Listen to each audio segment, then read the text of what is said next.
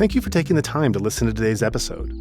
As you know, the current crisis in Myanmar is extremely concerning, and we appreciate that you're taking the time to stay informed. There is even value in just becoming more aware and helping to inform others. So please consider sharing this episode so that more people may learn about what is happening in the country. It's critical to ensure that this issue remains present in public discourse. But for now, let's get on to the interview itself.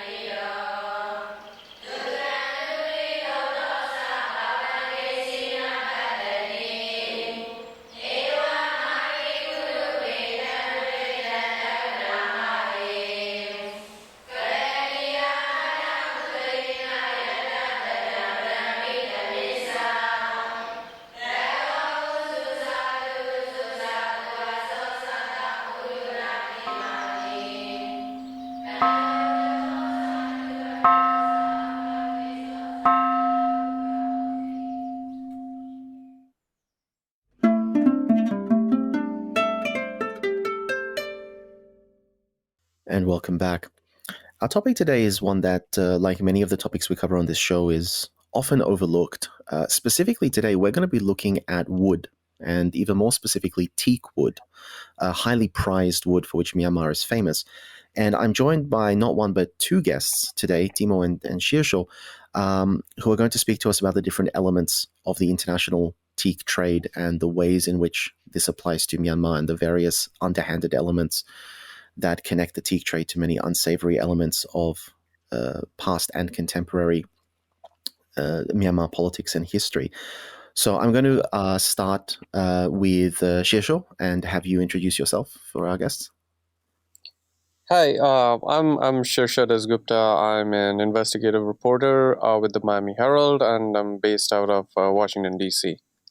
Yeah, hi, it's Timo Schober. I'm also an investigative reporter with Papertrail Media. We are based in Munich, and we're working together with several media outlets such as Der Spiegel and ZDF in Germany, Der Standard in Austria, and Tamedia in Switzerland.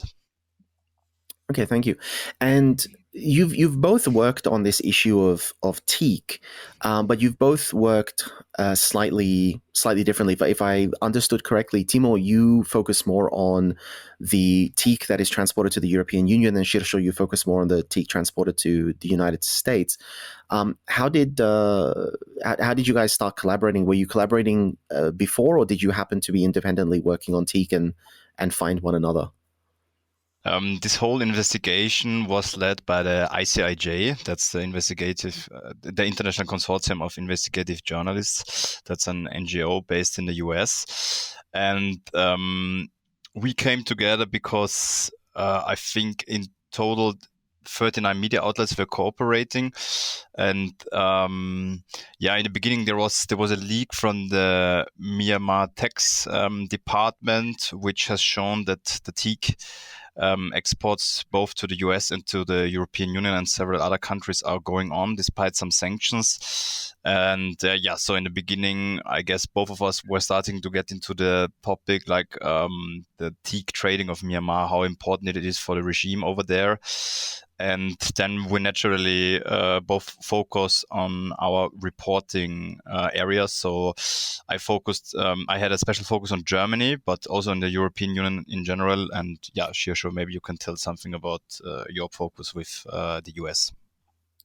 Yeah, I think for us, obviously an overall sort of picture of the teak imports to the US was kind of relevant, but because we cover Florida at the Miami Herald, for us, the what was sort of most important in terms of coverage was the teak that was entering through Florida's ports and the Florida companies which were sort of involved in this trade. Interesting. And so I'll continue on with you, Shirsho.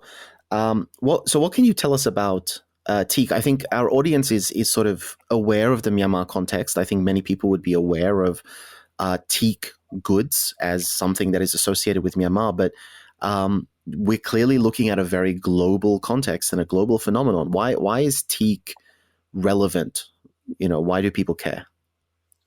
I think so. Like as a wood, it's very durable and pliable. It is resistant to water. It has a wonderful golden hue, so it's used a lot in furniture, but also for making the decks of boats and yachts.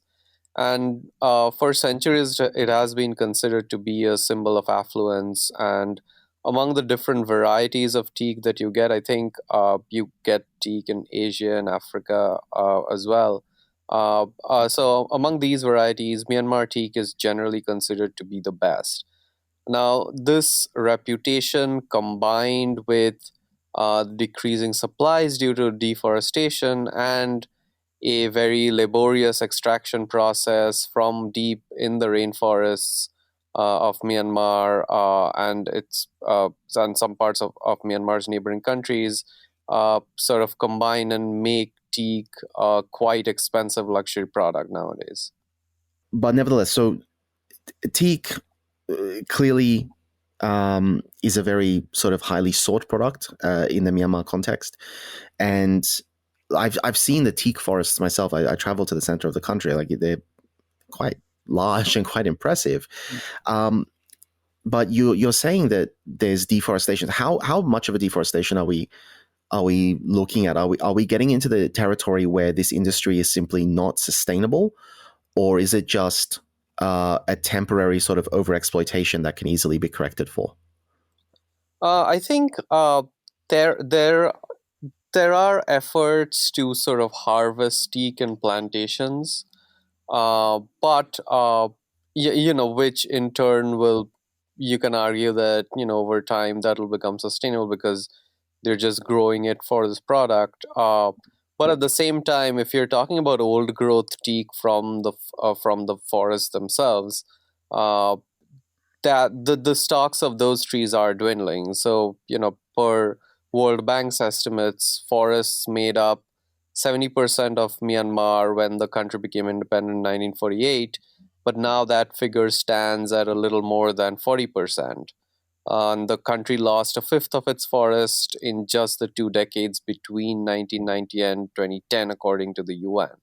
So you can imagine it's if we're talking about old growth teak growing in forests, it is dwindling, and I don't know about what the situation is like in Africa. So you've used the term old growth, and it's definitely a term that we hear thrown around a lot when we talk about deforestation and environmental concerns. But I'm wondering, like, what does old growth in context actually mean, and what is it in contrast to?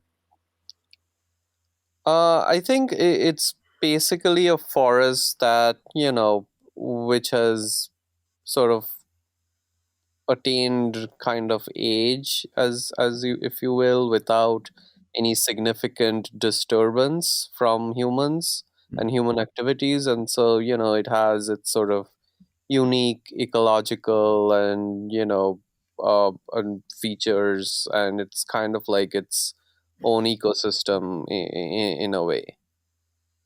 And so does that have an impact on the wood itself, or is it just one of the places where we could get teak from? I'm not sure it has an impact on the wood itself in terms of either quality or price.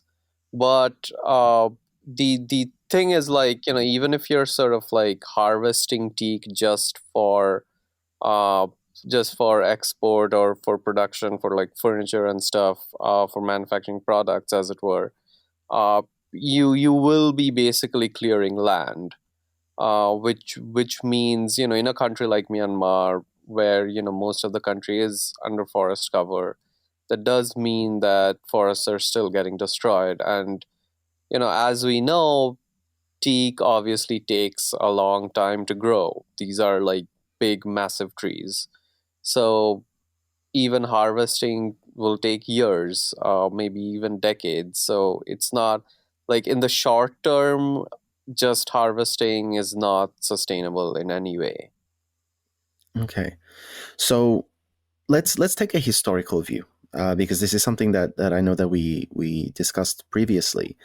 So the teak industry, as such, goes back quite a long time. I think we're talking about like 2 centuries or something along those lines for international demand for Myanmar teak. So how has the industry, the teak industry and the teak exploitation, evolved? What was it like during the colonial period prior to 1948? So, okay, so Myanmar becomes independent from the British in 1948.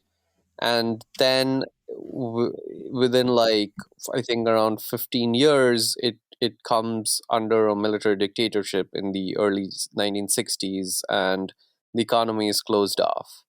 The country again starts being opened up in the 1990s, but the military is still in power, and the businessmen who take charge of the economy are essentially oligarchs tied to the regime. Now, in 2014, Myanmar has its first sort of free elections, and in the next decade, they enjoy a kind of semi democratic rule. And countries like the US and the EU, they lift a lot of sanctions during this period. But even at this point, the people operating in the timber sector as a whole still have links to the military.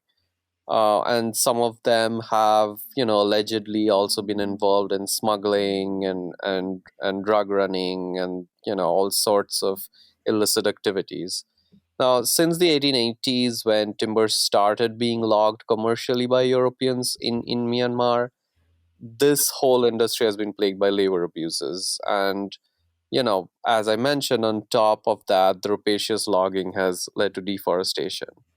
Uh, Now, sort of fast forward to February 2021, the military orchestrates a coup and seizes power again.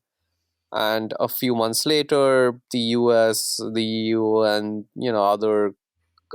some other countries start imposing sanctions against individuals and companies which are controlled by the Myanmar military. This includes the Myanmar Timber Enterprise, or MTE, which is the state firm that de facto controls the timber trade in the country. Now, what the sanctions does, at least from the US perspective, is uh, they make it illegal for Americans to do business with these sanctioned individuals and entities, and prohibit any transaction with them in US dollars. Now, since most global business is done via US currency, the measures restrict the finances of the individuals and the entities which have been sanctioned, and the sort of ultimate aim is to freeze them out of the international banking system. Uh, but in terms of what the industry is like, as I said, yeah, there was a Department of Labor study which cited Myanmar's timber sector as extremely prone to labor abuses. It is, and it always has been sort of overrun with corruption and rife with illegal logging. I had spoken to Derek Mitchell, who was a former U.S. ambassador to Myanmar, and he said that doing business in Teak basically means you need to know the right people and pay the right people off. Uh, Widespread poverty in the country also means that children are sometimes found working in these logging camps, and you know drug consumption is very high. There was I think a 2020 or 2021 study which says that uh, the drug consumption in some of these camps are so severe that it can shorten life expectancy of children involved in the logging sector. So it's not like a clean industry in any way, and it never has been. Like we are talking about this industry now in terms of the coup and sanctions, but it's not like uh, things were hunky dory in the past as well. I think Shirsho has explained that pretty well. I just wanted to tell you one number that illustrates the loss of the forest in Myanmar. I mean, we had their military governments and elected civilian governments, but if you look on the tree cover, that Myanmar, you can see that Myanmar has lost since 2001 roughly the size of Switzerland. According to an NGO. And I think that illustrates pretty well what has been happening there regarding deforestation and illegal logging. I mean, it is common sense that especially illegal logging is a huge issue in Myanmar. That's also one of the major concerns regarding the legal import, or it has been before the coup, when there have been no sanctions. So in some countries of the European Union, for example in Germany, it has been common sense that a legal import that complies with the European trade regulation is not possible, because the logs cannot be traced, and it cannot be said if they have been logged legal or illegally.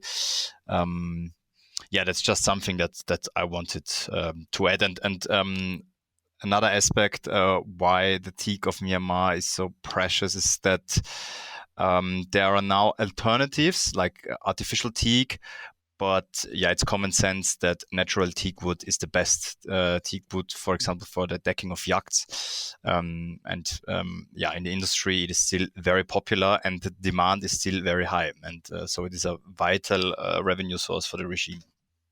So just on that, before I start breaking down the historical element, you have both mentioned specifically the application of teak in the decking of yachts, and yachts tend to be quite large. I would imagine that the decking of a yacht requires a significantly greater amount of teak wood than applications such as making furniture or making small sort of handicrafts.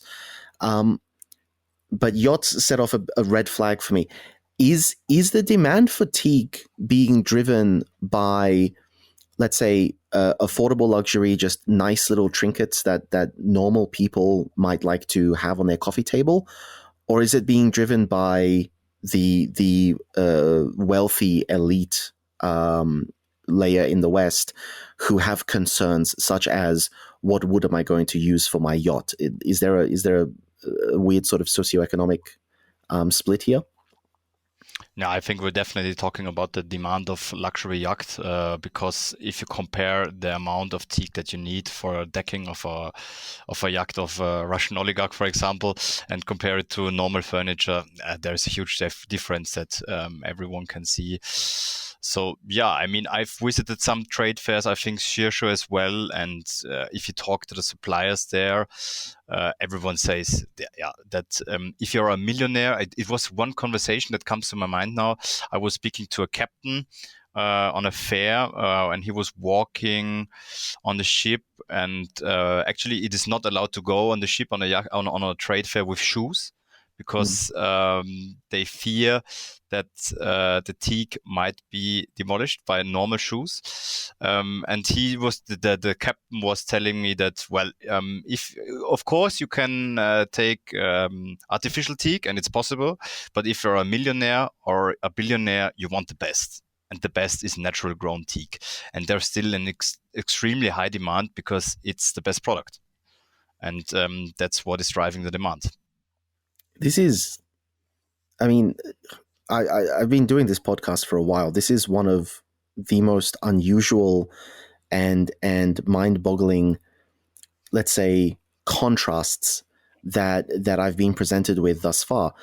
That we have here massive deforestation of a very rare and precious natural resource, and one which is rife with as you've both mentioned, labor abuses and hazards, and just we'll get into the criminality, but definitely underhanded business tactics and sanction busting.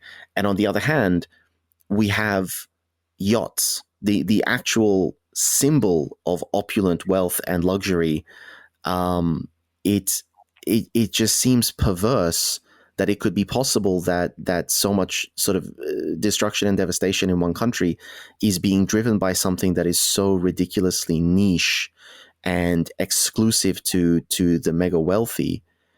I'm just having difficulty wrapping my head around this reality. It just seems too absurd. Like, I don't know what to say about that. I was genuinely not expecting that. I thought it would be, tables and chairs or something like that. But So I mean, like, just to take a step back, you mentioned tables and chairs, but again, like if you're buying like a pure teak table or a chair or like other furniture like cupboards and stuff, you're probably like pretty rich. Like even if you're not at the billionaire or even millionaire level, like even that is pretty expensive. So like you're well off.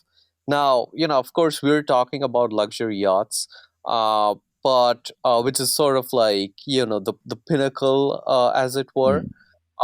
But in Florida, just to like sort of put this in context, in Florida you do have teak also being used in like smaller boats and smaller yachts, which may be bought by like people who are like still affluent but not like a millionaire. But like yeah, you're probably right in saying that sort of the demand and the prices is sort of is influenced by the fact that very rich people only want teak as their furniture. They only want teak as decks on their luxury yachts. In terms of sort of like solid data, once these teak products are imported as planks, generally both in the US and the EU. So after the point of import, like what happens to these planks, it becomes very hard to trace. So like, it's not like we can say that, yeah, this was converted into tables or boats and stuff, but we've seen that most of this is probably going to boats because the companies which are trading in this product, they generally advertise themselves as being suppliers to big boat and yacht manufacturers. Interesting. I mean, I was just not expecting that. I'm not going to lie to you. I was just that's very unusual. Yeah, I mean, if you look at it from an economic perspective, it's all about the quantity and the revenue you can get. I mean, just imagine you are doing the furniture and the decking of one huge yacht, and it's just a huge quantity. And of course, a huge revenue because those people are willing to pay high prices. So generally, almost 100% of the forests in Myanmar are state-owned. And so they are now owned by the military, of course, and the regime. And when the logs get cut, there are some auctions organized by an association called Myanmar Timber Enterprise. MTE is the abbreviation. And this is where the military regime is getting the money from. So because it is owned by them. And if you want to buy as a private company, I mean, there are existing private companies that are dealing with teak in Myanmar. If you want to deal with the logs, you need to buy it directly from the MTE at these auctions.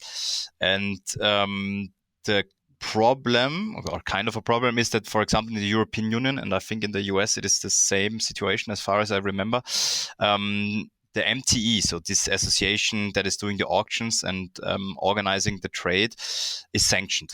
So this specific entity.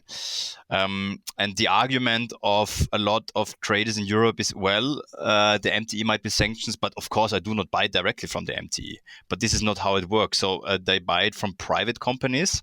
So the log is being cut in the forest that is state-owned, that it gets to the MTE. And then there are some auctions and it gets bought by private companies. And then those private companies, they resell it. And I mean, de facto, it is not impossible to comply with the sanctions and with the ongoing trade regulations.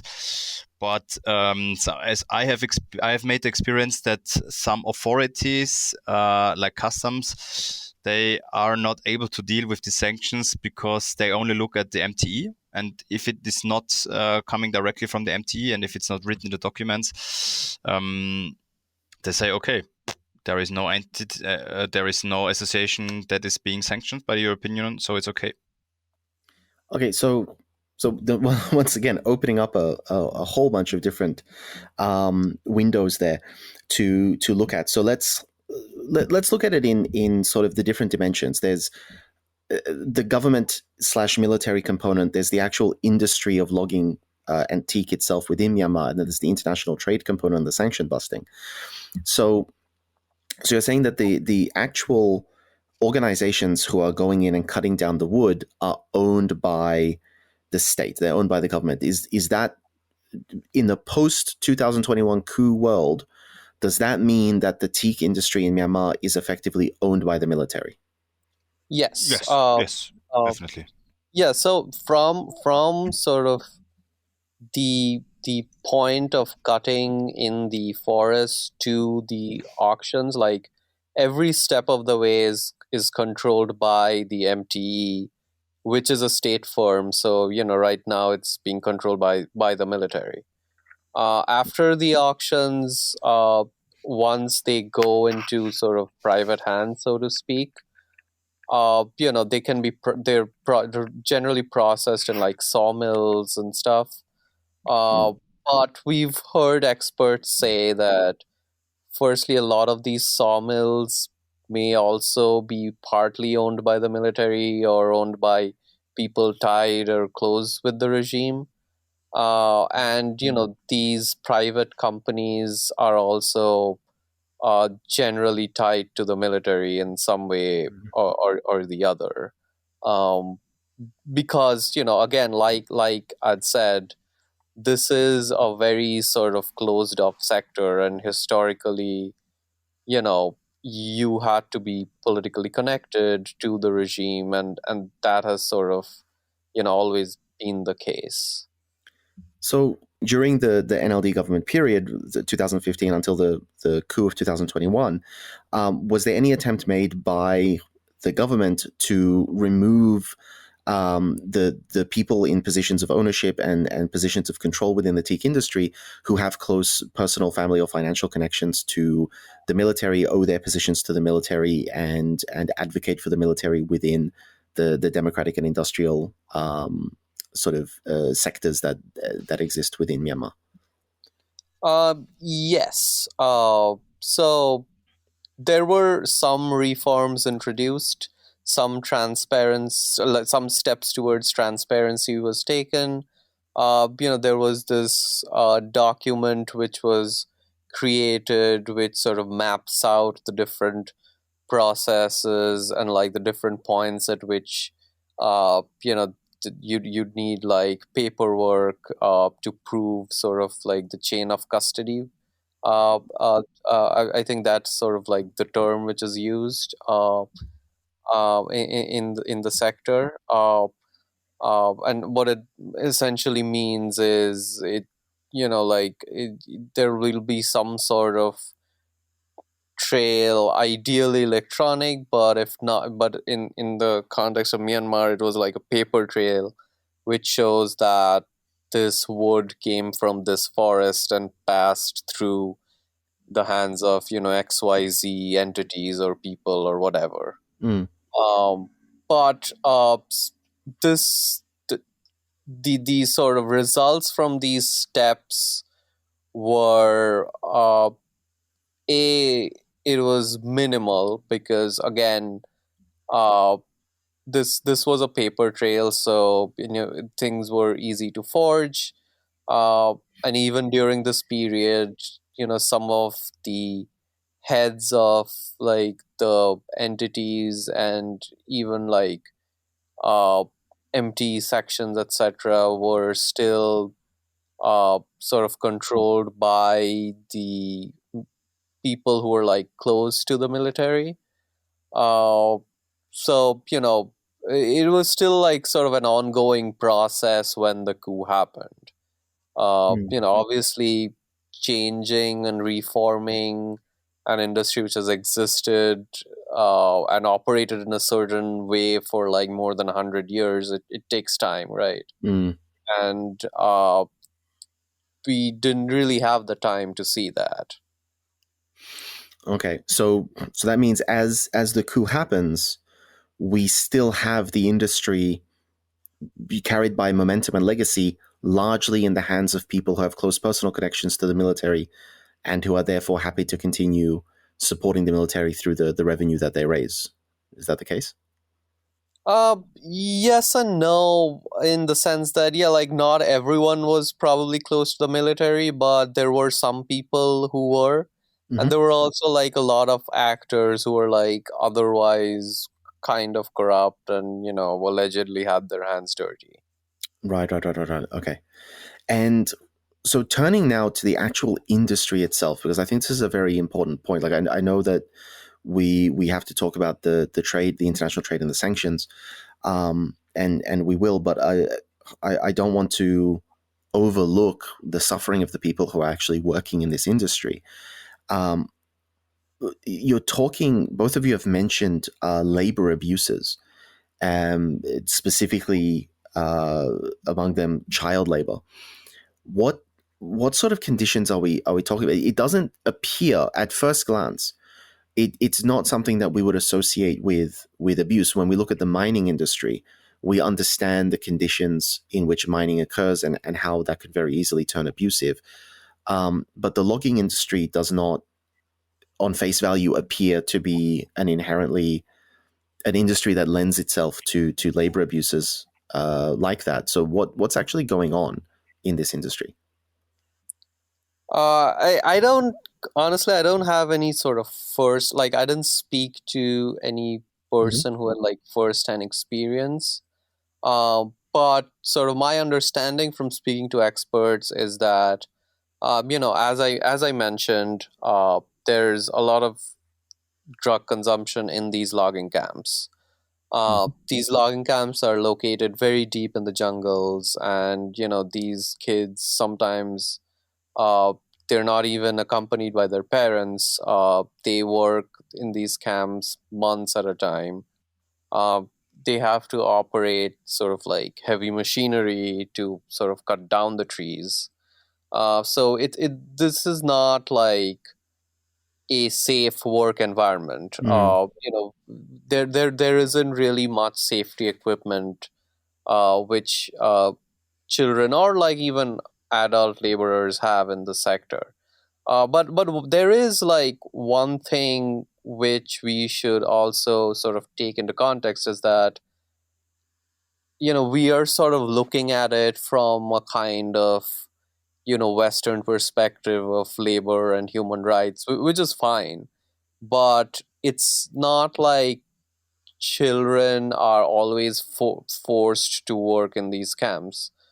There are cases like that, which the U.S. Labor Department cited, but at the same time, like a lot of these children also go willingly because the whole country is so poor, and their villages might be so impoverished that this is the only way they can like earn money for themselves and maybe also their families so that they can survive. Yeah, if I may jump in here, I mean, we have to be clear that reporting on the ground in Myanmar was not possible because it would have been too dangerous regarding those labor conditions. We have to rely on NGOs and their reports. And what they say is that, for example, children under 18 are participating in very dangerous tasks, so such as using chainsaws to fell trees. And yeah, as Shirsho has already mentioned, the drug abuse for children that are present at logging campsites. And yeah, there are also, according to the reports, there's a high incidences of injuries and occasional fatalities while they are working in the informal logging sector. But we have to be clear, we have to rely on the reporting of the United Nations or several NGOs because we have not been there to do reporting on the ground because it would have been too dangerous for reporters. So the other question I have about these camps, Teak, the logging is often illegal. In fact, the illegal logging industry is one of the primary black market industries in Myanmar, along with human trafficking, drug trafficking, and weapons trafficking, and endangered animals and gemstones. And the question is there a danger to these workers? Like, when we talk about illegal logging, are we talking about armed criminal organizations that come in and fell trees or steal those trees that have already been cut down? Or are we talking about something that's more illegal on a higher administrative level, but is not actually posing a danger to the people on the ground? I think it's hard to answer. I think it's probably a bit of both. Because I've heard from people I spoke to in Myanmar who said that, on one hand there is sort of illegal logging, which is then mixed up with the sort of legitimate official sort of supply chains at some point in the process. So sort of the illegitimate teak becomes quote unquote legitimate teak.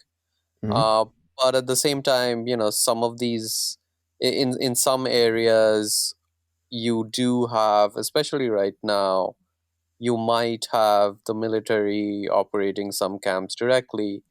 And historically, we've also seen instances of some of the armed ethnic groups who also operate some logging camps, and then these logs are smuggled into China or India. Interesting. Okay, so let's then jump to the international component of this. So what has happened post-coup? Obviously, we've seen a lot of sanctions coming from the United States and a lot of sanctions coming from the European Union. How have these affected the teak industry? Has the teak industry also been actually targeted by these sanctions, or has it just sort of been left to the side?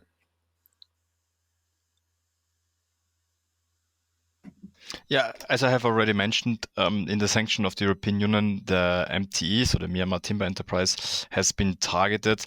And if you look at the trade statistics, at the official trade statistics in the EU from Eurostat, you can see that the import of teak, and teak from Myanmar especially, has definitely been declining since the sanctions have taken place. But it had not disappeared, because the demand is still there.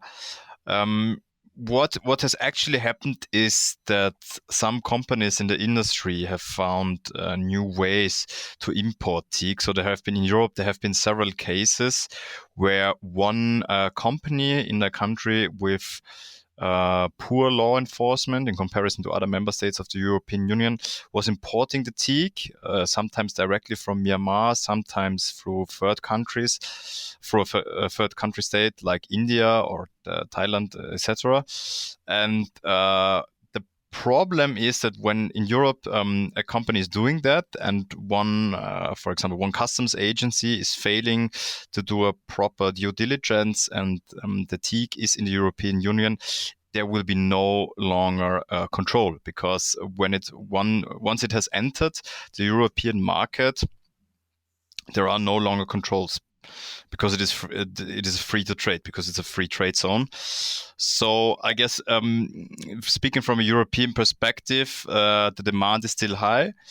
The trading has been declining, but it is still possible to get teak via Myanmar, although it is becoming more difficult also because especially after the coup, a lot of authorities are aware of these schemes, and the law enforcement is becoming more strict.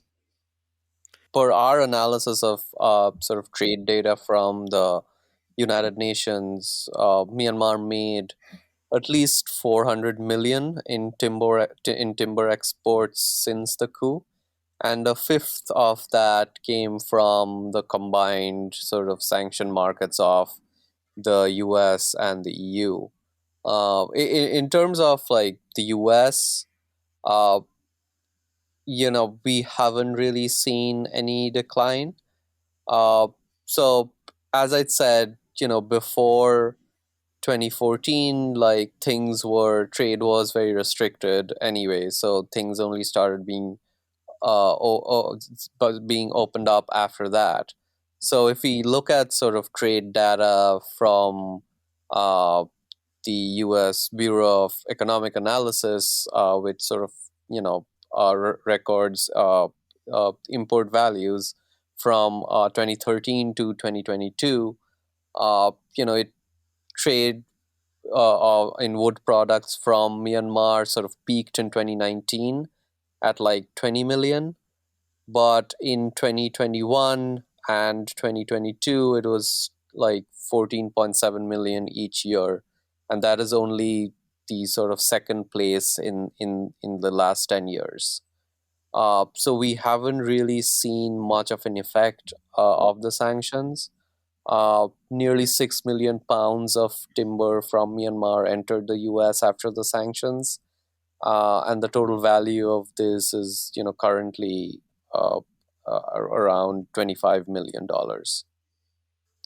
So you're saying nearly 3 million tons of wood have gone to just the United States alone? 6 million. You said 6 million pounds.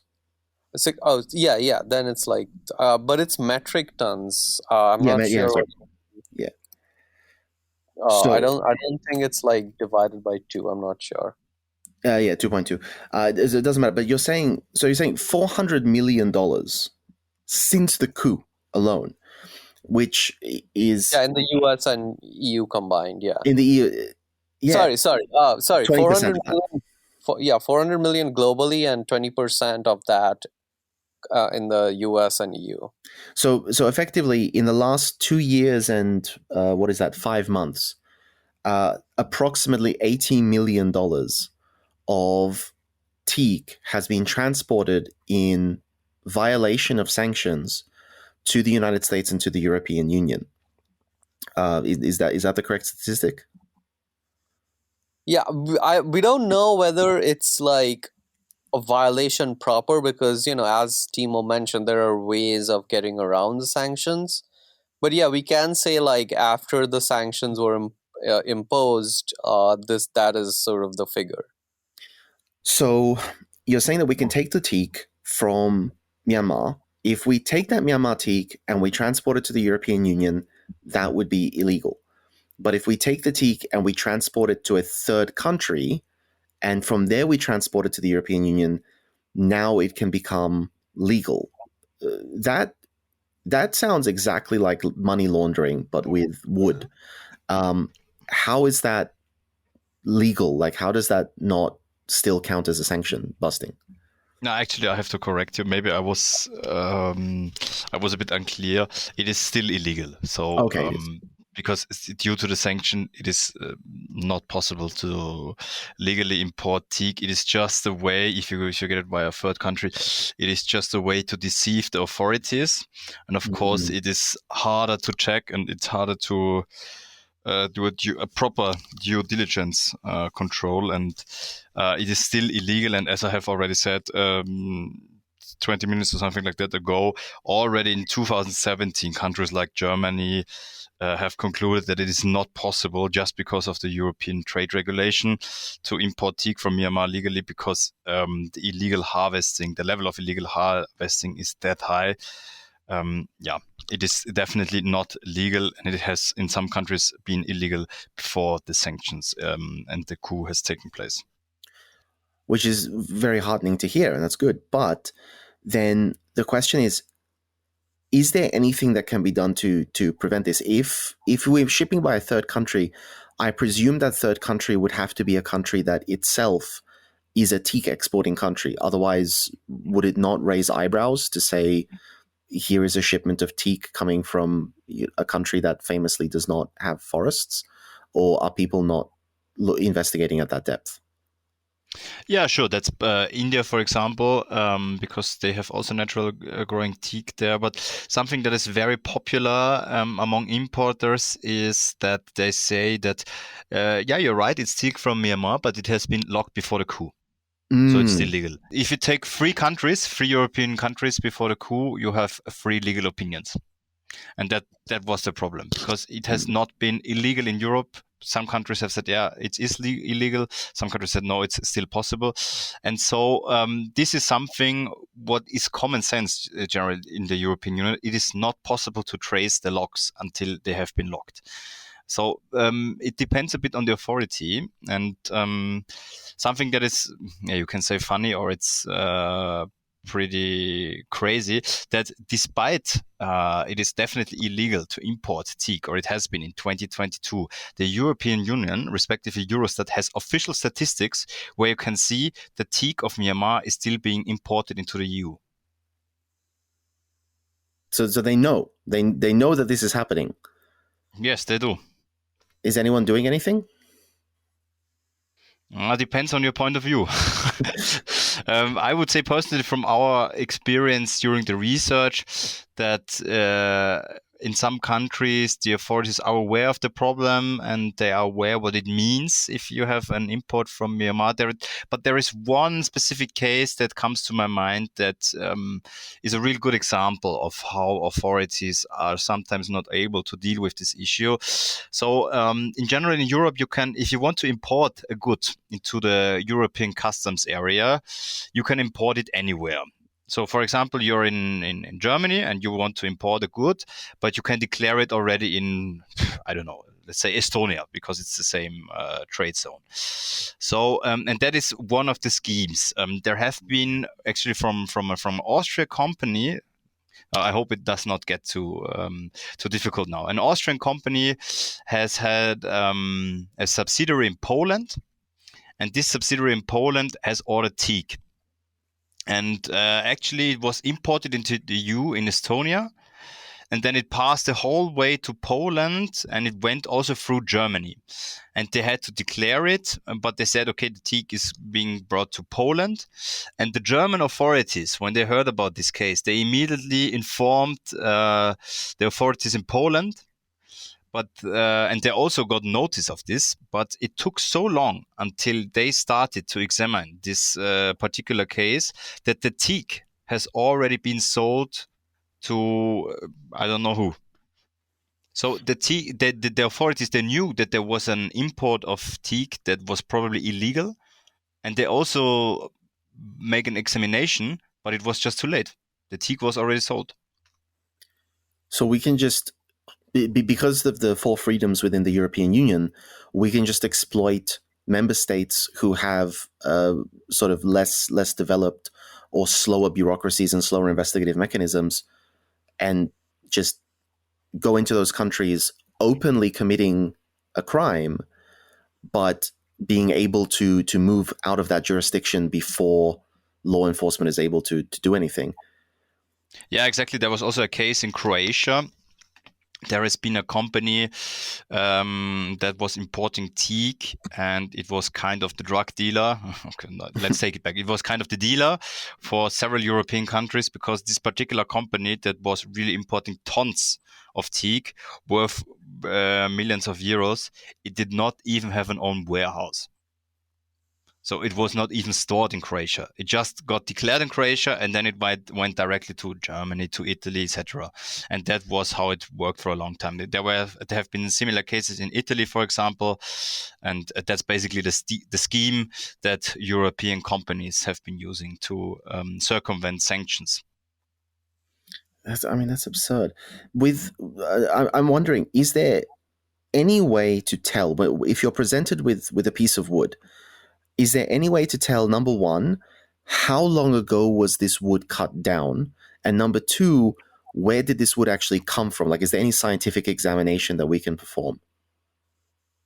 Yes, that's also something that authorities have been doing in Germany when they were investigating one wholesaler, and that's actually what they have been doing. And it cannot be say with 100%, but like with a very high probability when it has been cut and where it comes from. If you declare wood at the border of the European Union, this is not being done. This is only a special investigation thing. So that's what I was going to ask then. Considering the nature of Teak, considering the fact that the numbers that Shirsho has given us indicate that $18 million have been transported to the US and the EU in violation of sanctions just in the last 2.5 years, wouldn't that make it important enough to automatically put a freeze on all teak imports into the zone until such time as they can be properly examined, or is that just going to be far too disruptive to pull off? It will definitely not happen that every teak import is going to be examined that way, because it's just too expensive. And I think that's a political question. That's something that someone else needs to answer. Wow, depressing. So let's turn then to Shirsho and to the United States context.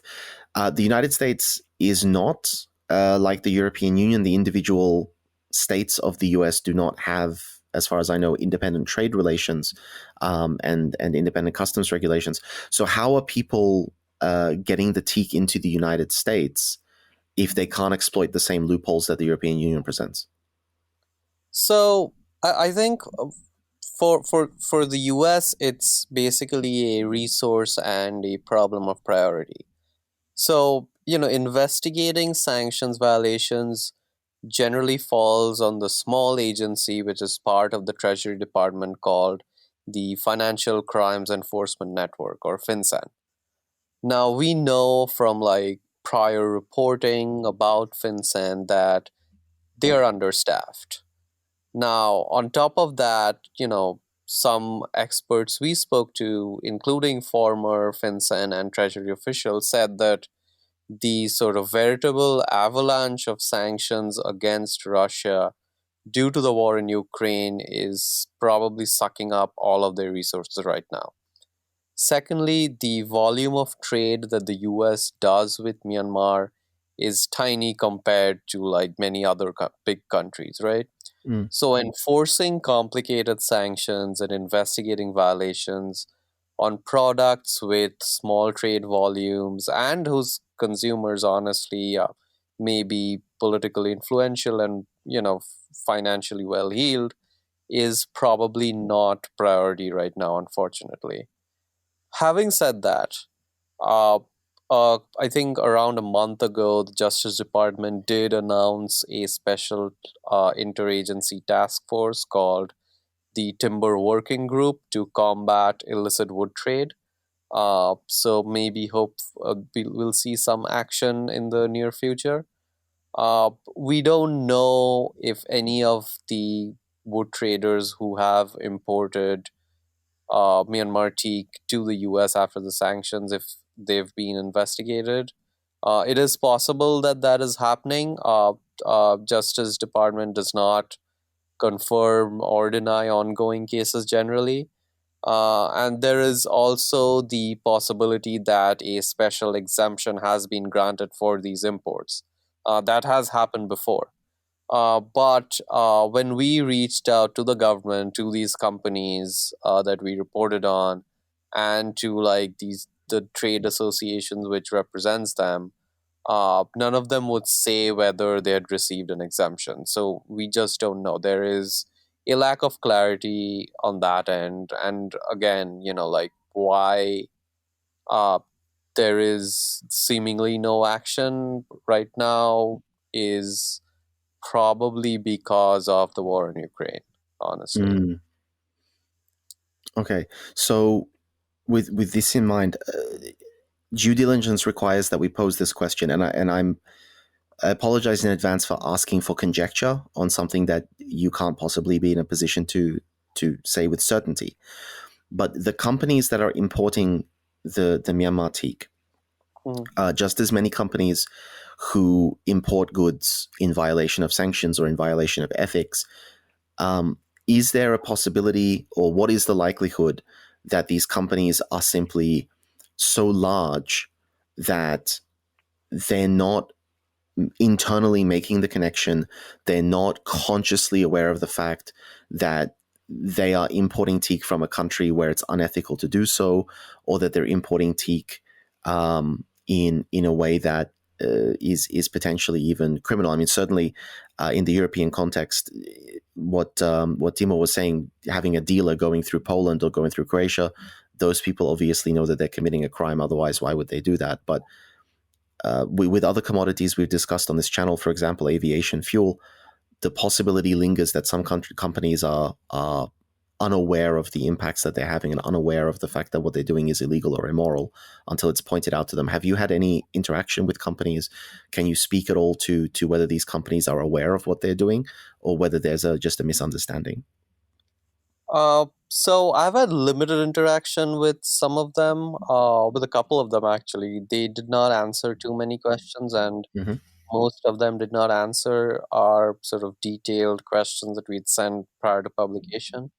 But it is possible that they don't know. But I think like at a basic level, I obviously I cannot speak to like what they think about it in terms of morals or ethics, but in terms of sort of the legalese involved in this, uh, they don't think it's illegal because, according to them, they bought the Teak before the sanctions were imposed and it was lying around in warehouses in private hands. Uh, uh, and it was only due to sort of supply chain issues due to COVID that they're receiving these shipments now.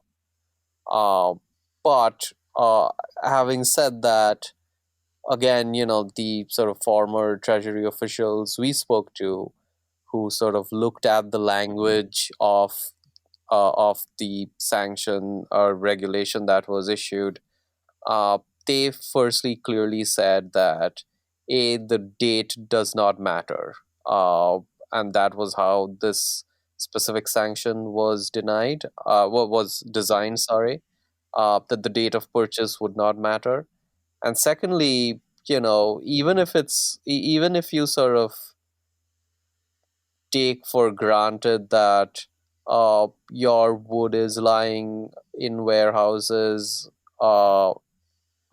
in private hands, uh, outside the purview of the MTE.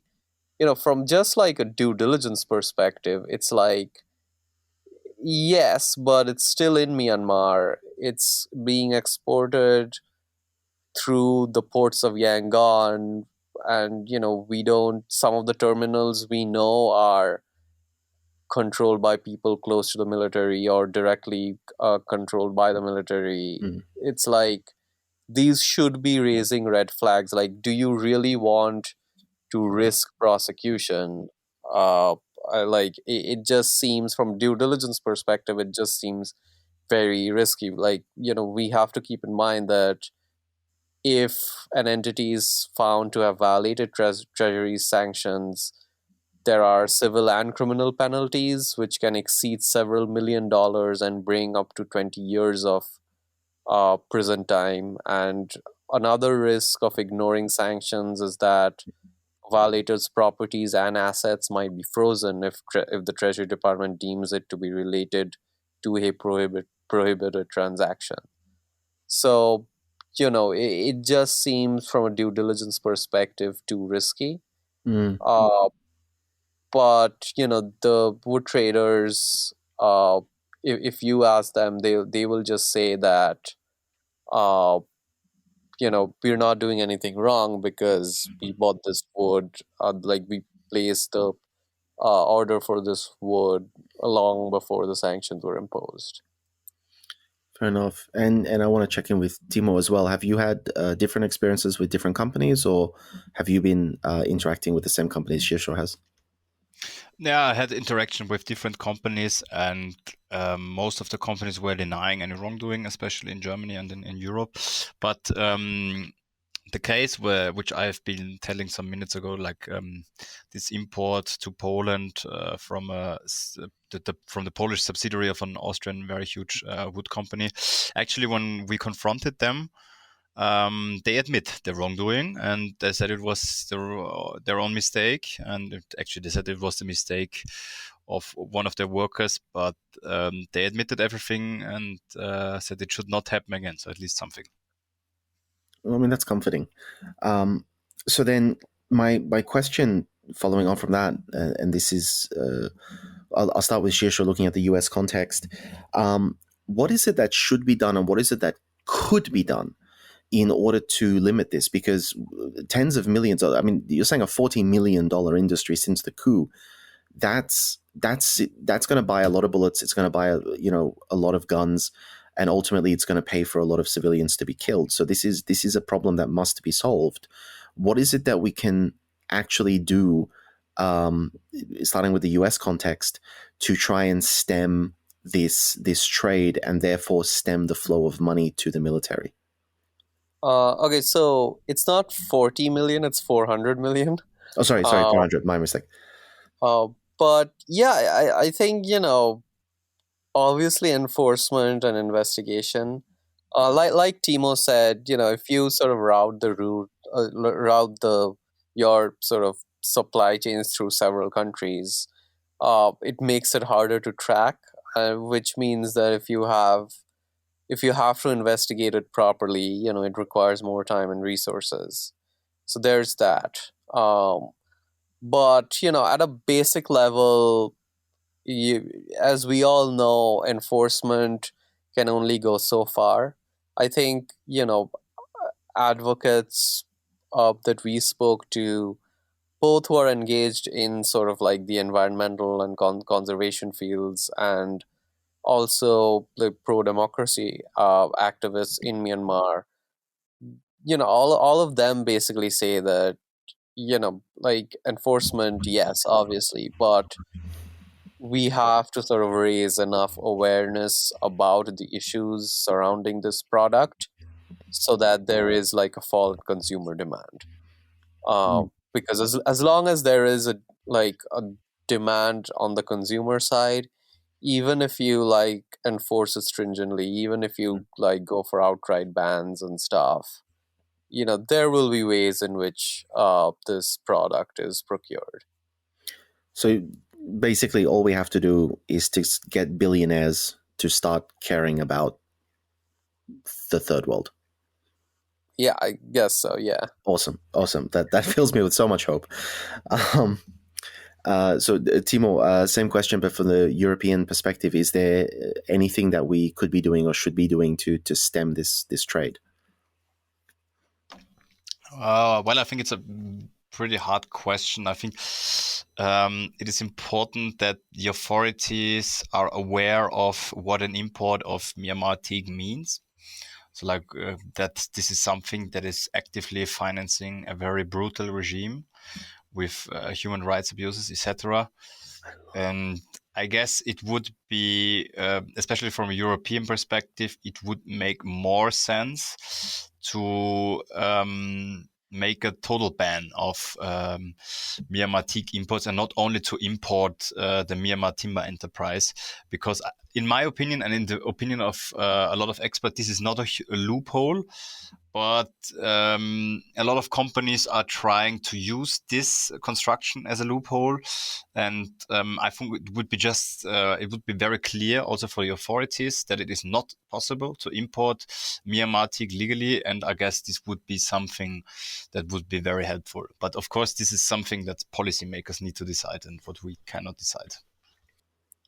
I think we spoke about sort of the story behind the scenes on how teak is produced and the sort of ramification and effects it has on the workers, on the environment, and right now it is uh, uh, financing a very brutal regime, as Timo said. But I think we also need to keep in mind that there are other products like this as well. There are conflict diamonds. There are gold mining in the Amazon. So a lot of luxury products that we sort of covet, they do lead to conflict, death, destruction of the environment, and we should sort of keep in mind uh, that we are also complicit in, like, even if we're not buying teak, we might be complicit in other ways when we buy these products. Very true. And Timo, same thing. Is there any final thought you'd like to leave for our audience? Yeah, actually, Shirsho has taken my thought. Thanks for that.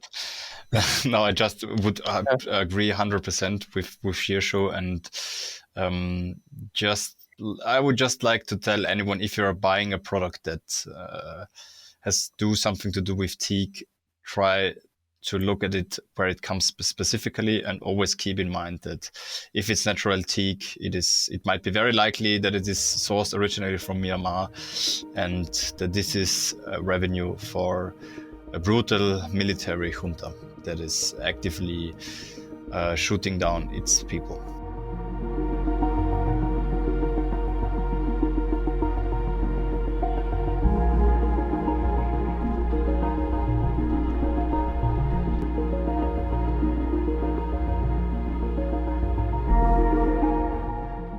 After today's discussion, it should be clear to everyone just how dire the current situation is in Myanmar.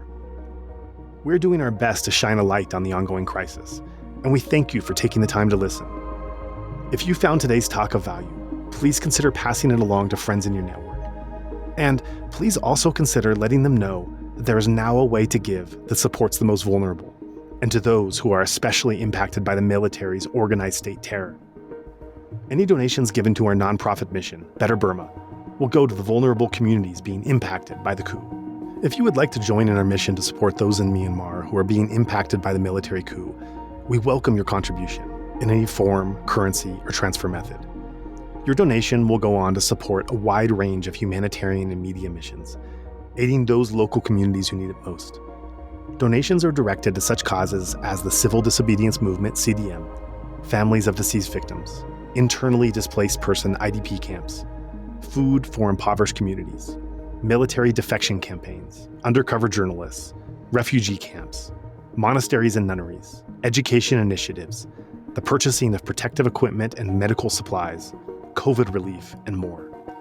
We also make sure that our donation fund supports a diverse range of religious and ethnic groups across the country.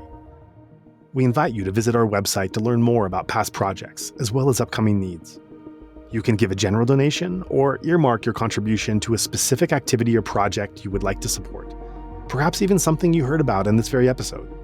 All of this humanitarian work is carried out by our nonprofit mission, Better Burma. Any donation you give on our Insight Myanmar website is directed towards this fund. Alternatively, you can also visit the Better Burma website, betterburma.org, and donate directly there. In either case, your donation goes to the same cause, and both websites accept credit card. You can also give via PayPal by going to paypal.me/betterburma. Additionally, we can take donations through Patreon, Venmo, GoFundMe, and Cash App. Simply search Better Burma on each platform and you'll find our account. You can also visit either website for specific links to these respective accounts or email us at info@betterburma.org. That's Better Burma, one word, spelled BETTERBURMA.org. If you would like to give it another way, please contact us. We also invite you to check out our range of handicrafts that are sourced from vulnerable artisan communities across Myanmar, available at alokacrafts.com. Any purchase will not only support these artisan communities, but also our nonprofit's wider mission. That's Aloka Crafts, spelled ALOKACRAFTS, one word, alokacrafts.com. Thank you so much for your kind consideration and support.